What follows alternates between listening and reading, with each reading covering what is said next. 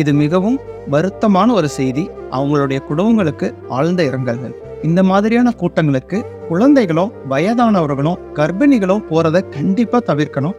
நீங்க இருக்கிற இடத்த சுத்தி 1 சதுர மீட்டருக்கு 3 பேருக்கு மேல இருந்தா கண்டிப்பா நீங்க அந்த இடத்த விட்டு முதல்ல வெளியேறதுக்கு முயற்சிக்கணும். நீங்க கத்தி கூச்சலிட்டு உங்களுடைய எனர்ஜியை வேஸ்ட் பண்ணாதீங்க. நீங்க வெளியேறதுக்கு உங்களுடைய எனர்ஜியை சேவ் பண்ணி வைங்க. சப்போஸ் நீங்க கூட்டத்தோட மைய பகுதியில மாட்டிக்கிட்டா உங்களுடைய கால்களை நிலையா வச்சு உங்களுடைய 2 கைகளையும் பாக்ஸர் ஹேண்ட்ஸ் மாதிரி வச்சு உங்களுடைய நெஞ்சு பகுதியை பாதுகாத்துக்கணும். அப்படி செய்யறதால உங்களுக்கு சுவாசிக்கிறதுக்கு ஒரு இடம் கிடைக்கும். உங்களுடைய நுரையீரல் மீது மற்றவர்களுடைய அழுத்தம் இல்லாம இருக்கும்.